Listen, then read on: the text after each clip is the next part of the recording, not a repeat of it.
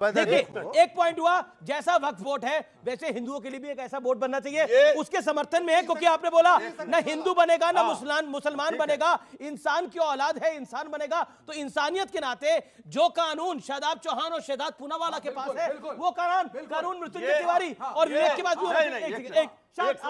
हाँ बोलिए ये देश अपने नियम कानून से चलेगा, बीजेपी के नियम कानून से नहीं चलेगा, संविधान से चलेगा। हिंदू के लिए क्या नियम है, मुसलमान के लिए क्या है, क्रिश्चियन के लिए क्या है, वक्फ किसके लिए हिंदू के जब लिए वक्फ क्या? वक्फ बोर्ड पर जिस तरह से अभी संशोधन बिल लाया गया, ये कहीं पर निगाह है, कहीं पर निशाना। एक मृत्युंजय भाई आप टीकाधारी हिंदू है। अरे हम ओरिजिनल हिंदू है, नकली नहीं है, हम असली हिंदू हैं। और ये हिंदू सिखाता है सभी धर्मों का सम्मान करना। बिल्कुल सम्मान करना सिखाता है, लेकिन मेरा प्रश्न जो है वो बहुत वाजिब है। मैं कह रहा हूं the right which Muslims have, जो वक्फ का अधिकार मुसलमानों के पास है, क्या वो अधिकार हिंदू सिख ईसाई के पास भी होना चाहिए? क्योंकि बराबरी की बात है। आप उसके समर्थन में है, उसके खिलाफ है? हम कह रहे हैं हम समर्थन में है इस देश के संविधान में जो लिखा है, जो नियम कानून बना है।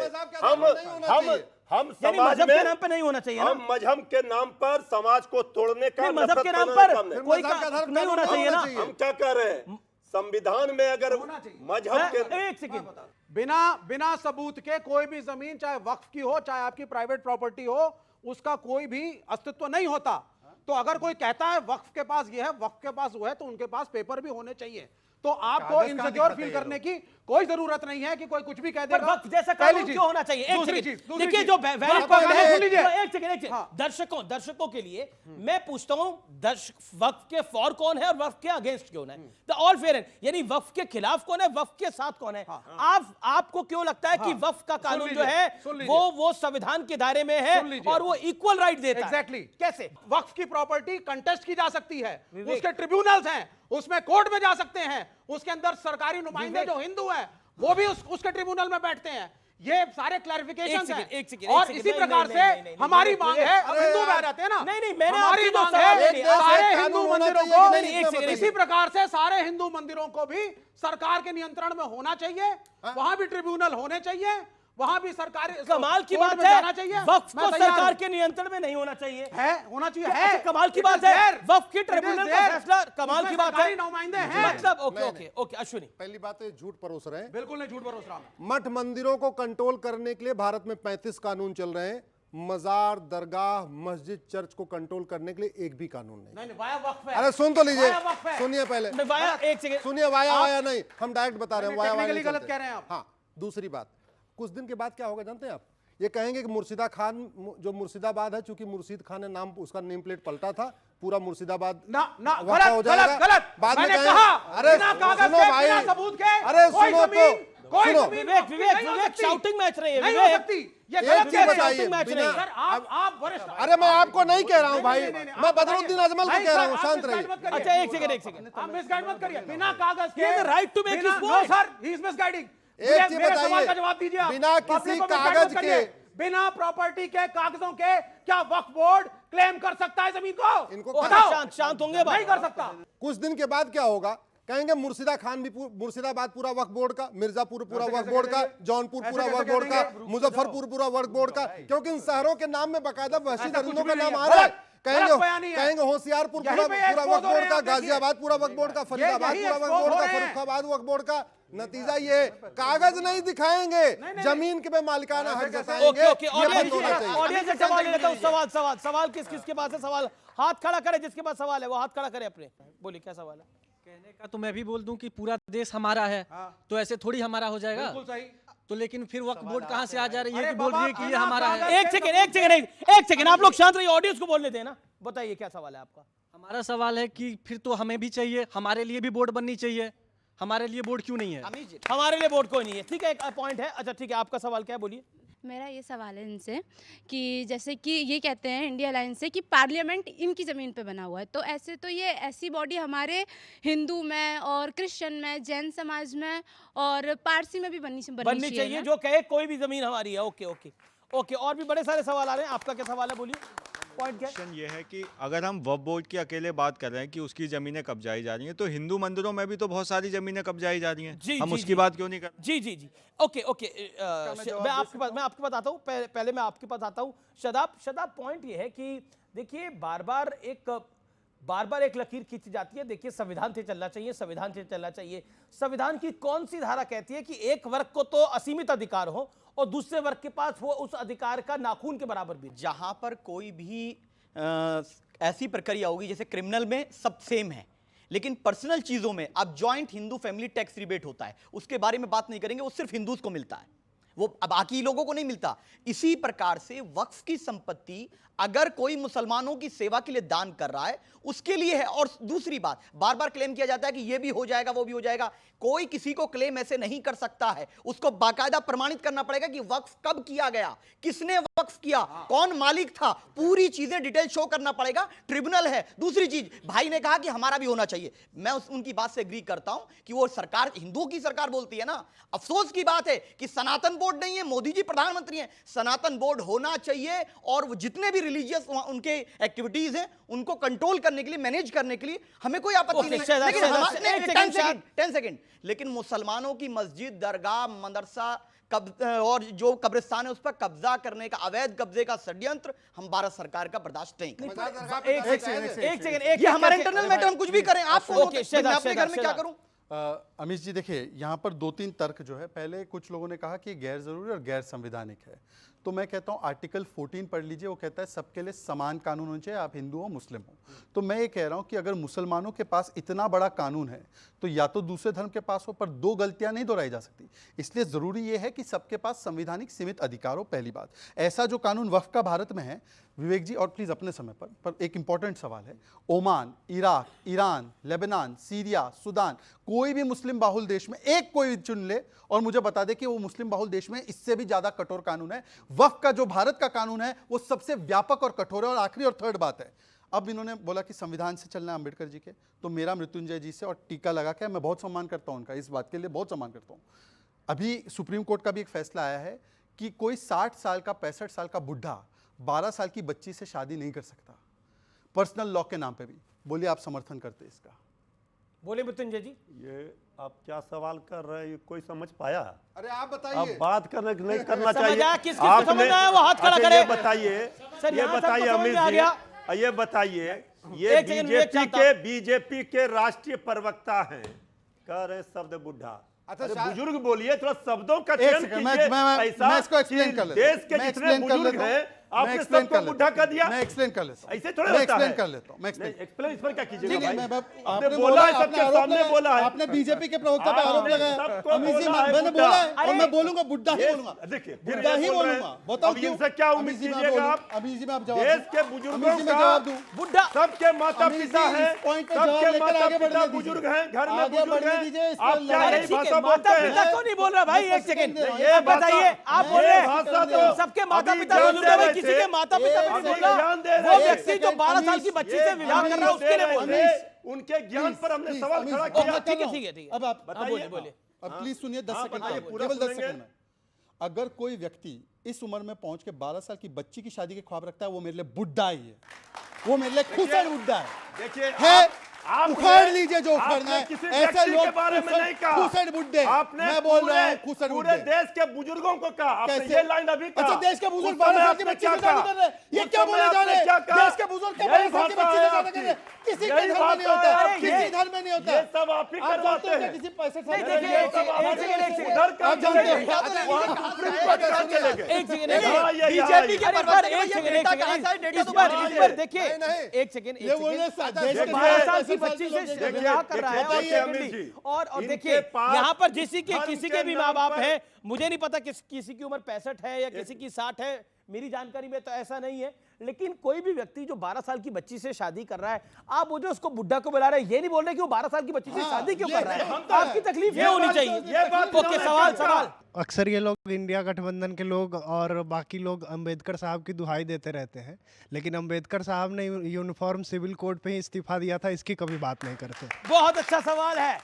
ओके, विवेक, यूनिफॉर्म सिविल कोड पे अंबेडकर साहब ने इस्तीफा दिया था कि नहीं दिया था?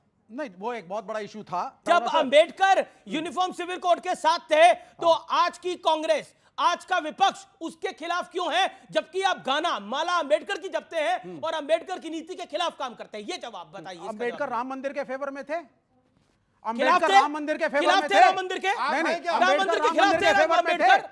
अंबेडकर को पढ़ने के लिए अंबेडकर का पूरा दर्शन पढ़िए। बिल्कुल पढ़ना पड़ेगा। Selective एक क्या को राम मत मंदिर करिए के खिलाफ मुझको। बोला अंबेडकर ने? फेवर में नहीं थे। अभी आपने क्या बोला? वो बाबरी के राम फेवर मंदिर में के नहीं खिलाफ थे। थे क्या अंबेडकर? अंबेडकर नहीं, इन्हें यही रुकिए। नहीं, सुनिए, क्या सुनिए, प्रभु श्री राम के मंदिर के खिलाफ थे अंबेडकर? जवाब अंबेडकर दीजिए। श्यामा प्रसाद मुखर्जी क्या वो और बाबरी संघ के समर्थक थे? घोर विरोधी थे। एक वाक्य, एक वाक्य। घोर विरोधी थे। ओके, ये सच्चाई है। केवल इस ओके, पे एक वाक्य, केवल प्लीज इंटरप्ट मत कीजिएगा।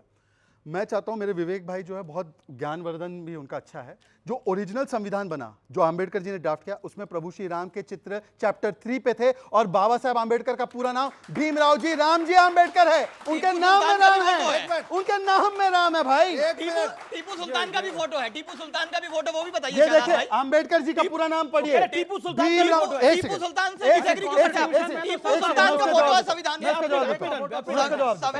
संविधान में टीपू सुल्तान का भी फोटो है, लेकिन आप एक बात रखना चाहते हैं, दूसरी छिपा देना चाहते हैं। आप पूरी बात सामने रखिए। कौन अंबेडकर जी के खिलाफ है? ये कांग्रेस और लेफ्ट का क्या चक्कर है? नहीं, प्रॉब्लम यह है कि कांग्रेस और लेफ्ट जो है बीजेपी के सामने एक डिसीजन नहीं ले पा रहे, ये उनके ट्रैप में फंस जाते हैं। सीधा बोलिए कि कोई भी व्यक्ति जो इस दुनिया में आया है उन महापुरुषों को छोड़कर, कि जैसे कि श्री राम हो या प्रॉफिट मोहम्मद सल्लल्लाहु अलैहि वसल्लम हो, यही समय उन महापुरुषों को छोड़कर जो भी इस दुनिया में आए श्री हैं राम सबसे महापुरुष नहीं, भगवान है। सुन लीजिए, नहीं, श्री राम आस्था भगवान है। आस्था क्यों? आस्था की- भगवान है। आस्था की बात कर रहा हूं मैं। जो भी जिनकी आस्था है उनको छोड़कर बाकी जितने भी लोग आए हैं, चाहे अंबेडकर जी हो, गांधी जी हो या वाजपेयी साहब हो, मुखर्जी साहब हो, सबके जीवन में एक ना एक तो त्रुटि रही है, सिर्फ उन रिलीजियस हीरोज को छोड़ करके। तो हो सकता है किसी से कोई गलती हुई हो, तो इसका मतलब ये नहीं कि उस बात को उठा करके उन्होंने तो हिंदू धर्म का त्याग भी किया है। अंबेडकर जी ने तो हिंदू धर्म का त्याग भी किया है। क्या आप क्या कहेंगे? बिल्कुल हो सकती है, क्यों नहीं हो सकती? अरे क्यों नहीं हो सकती? अंबेडकर जी त्रुटि वाले थे। त्रुटि मानव का, जो मानव गलती हुई है। है, जो मानव है उससे त्रुटि होगी। हिंदू जो धर्म भी को मानव है त्यागा, सबसे त्रुटि बौद्ध होगी। धर्म अपनाया, मानव से त्रुटि क्योंकि उन्होंने होगी। ये कहा कि इस धर्म के अंदर हमको वो हक नहीं ये मिला है। जय भीम और जय भीम का अनोखा नजारा। जी, जी। ये जय भीम बोल रहे थे, जय भीम कर रहे थे, हो गया। ठीक है, मैं अश्विनी नहीं, आपके पास आ रहा ये हूं। सवाल भी सोचें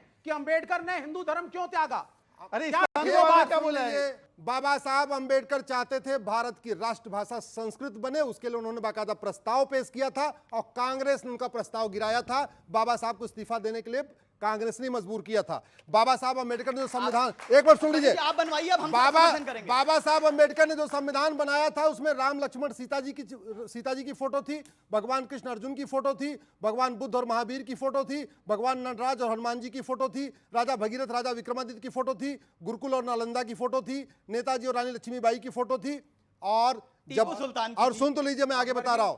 बाबा साहब ने कहा था मजहब के आधार पर विभाजन हो चुका है, न मजहब के आधार पर कोई मंत्रालय, न मजहब के आधार पर कोई आयोग, न मजहब के आधार पर ट्रिब्यूनल, न मजहब के आधार पर कोई यूनिवर्सिटी, न मजहब के आधार पर कोई कॉलेज। जो होगा वो सेकुलर होगा। और बीएचयू और अलीगढ़ यूनिवर्सिटी साथ साथ बने।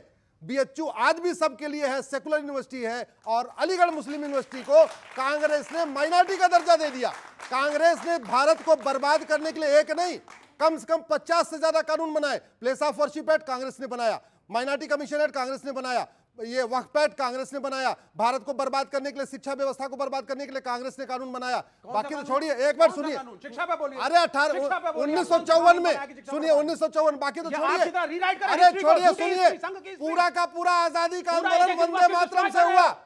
पूरा आजादी का, अरे सुनिए भाई, आप रुकिए, अब पूरा आजादी विवेक की बारी, अब विवेक की बारी है। लास्ट 10 सेकंड, 10 सेकंड से विवेक, पूरा, अब आप, मैं आपको मौका दूंगा। पूरा आजादी का आंदोलन वंदे मातरम से हुआ। झूठ है ये। 24 जनवरी 1950 को संविधान सभा में प्रस्ताव पास हुआ, वंदे मातरम हमारा राष्ट्रगान होगा। 24 जनवरी 1950 का प्रस्ताव देख लेना। कांग्रेस ने जनगण मन को बना दिया। विवेक। सबसे पहली चीज, संघ ने इस देश की आजादी की लड़ाई में कोई योगदान नहीं दिया। पहली सच्चाई, not a single freedom fighter from संघ।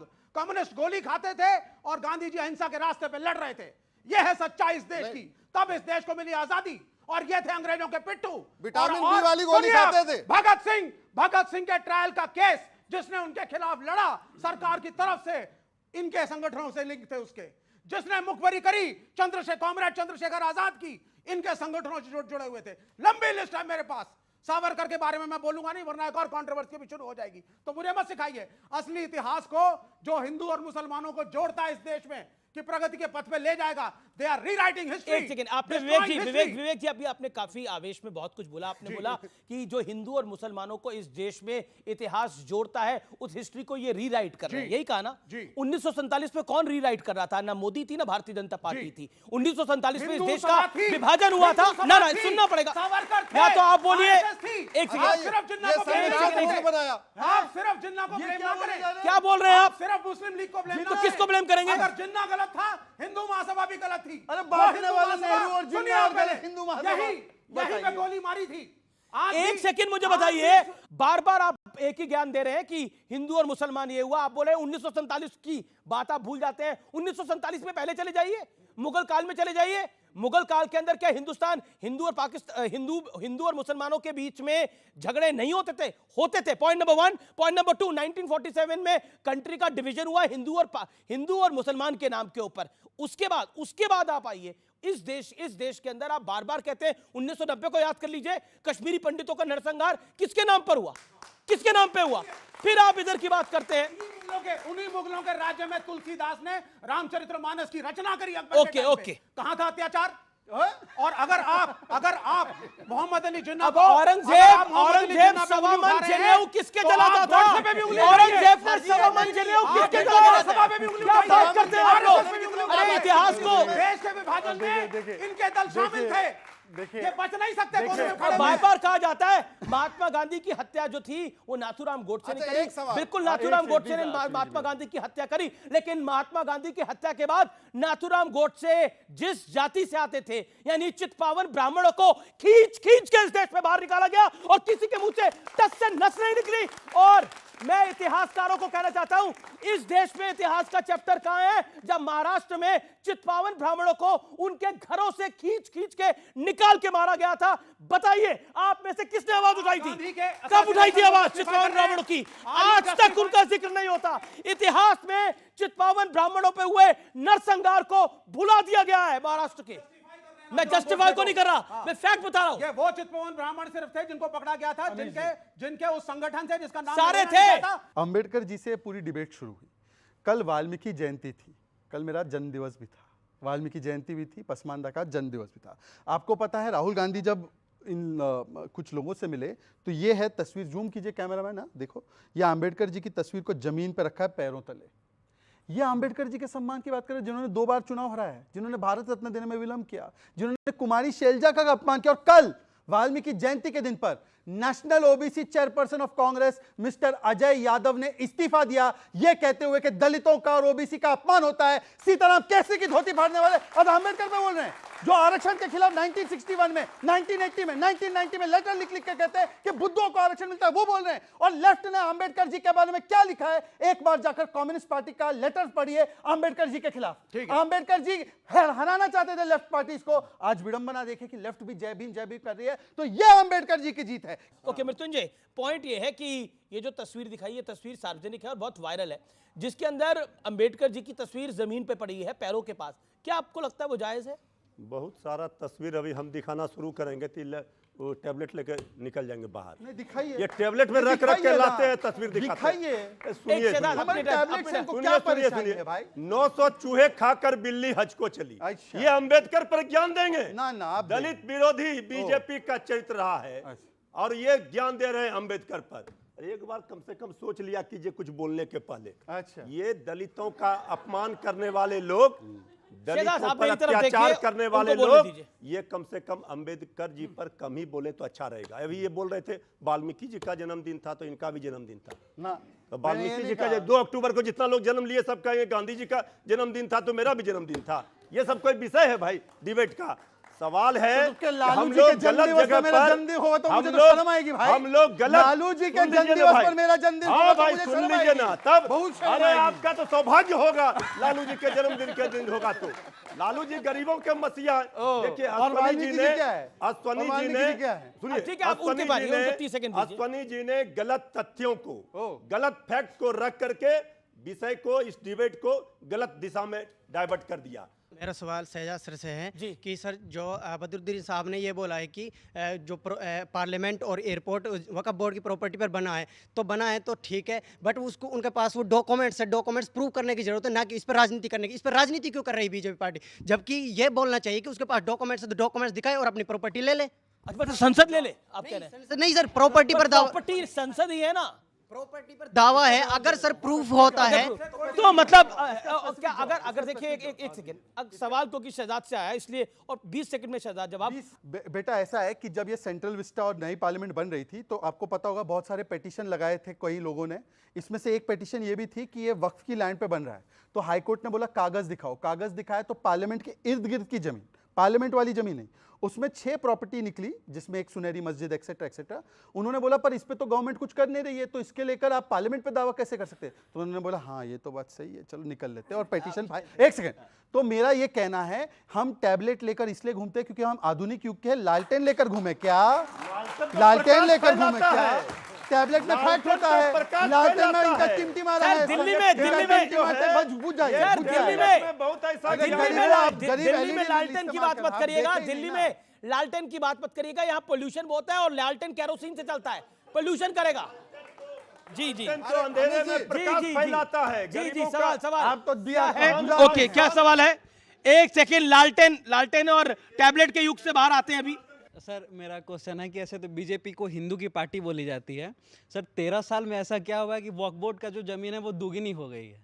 ओके ये दुगनी हो गई है जमीन। एक अश्विनी उपाध्याय, ये तो सरकार तो 10-11 साल से बीजेपी की है, वक्फ की जमीन कैसे बढ़ गई है? हाँ ये बताइए। ये सवाल है। नहीं मैं कारण बता देता हूं। ठीक है, लेट हिम स्पीक। हाँ, 1954 में जो नेहरू जी ने कानून बनाया था वो उतना खतरनाक नहीं था। 13 साल वाला बोलिए ना। अरे सुन तो लीजिए भैया। भाई वो भी उसके बाद इंदिरा जी ने मजबूत किया, फिर राजीव गांधी ने मजबूत किया। जो सबसे खतरनाक बना 1995 में बना। तो 95 के बाद जमीनें तेजी के साथ एक लैंड मतलब उन्होंने कैप्चर करना शुरू कर दिया। वाजपेयी साहब की सरकार रही। और सबसे ज्यादा जो खतरनाक बना 2013 में बना। तो जहां उंगली रखे वही हो गई। तो हो गया कि झरने, नदियां, पहाड़, हाईवे की जमीन, रेलवे की जमीन, एक्सप्रेसवे की जमीन, जहां मन किया। और अमीरों को नोटिस भेज के एक्सटॉर्शन करना शुरू किया, गरीबों को नोटिस भेज के कन्वर्जन करना शुरू किया। ये भी है। अब मैं आता हूं मूल विषय पे। अब देखिए उनको बोलने दीजिए, 30 सेकंड उनके होने दीजिए। अमित जी दुनिया के 50 देशों का क्षेत्रफल 10 लाख एकड़ से कम है। दुनिया के 50 देशों का क्षेत्रफल 10 लाख एकड़ से कम है। उदाहरण के लिए मालदीव मात्र 75,000 एकड़ है। भारत में वक्फ बोर्ड के ऊपर जितनी जमीन कब्जा कर रखी है 13 मालदीव बन जाएगा। सिंगापुर का क्षेत्रफल 5 लाख एकड़ है, वक्फ बोर्ड के पास 10 लाख एकड़, यानी 2 सिंगापुर बन जाएगा भारत के वक्फ बोर्ड के। ऐसे लग्जमबर्ग है, यूक्रेन है, ऐसे दुनिया भर के 50 ऐसे देश है उनका क्षेत्रफल है। अब मैं आता हूं विषय पे।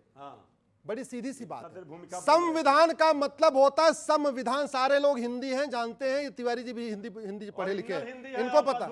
हाँ, तो और अगर मजहब के आधार पे अलग अलग कानून होता है उसको कहते हैं बहुविधान। भारत में बहुविधान खत्म होना चाहिए।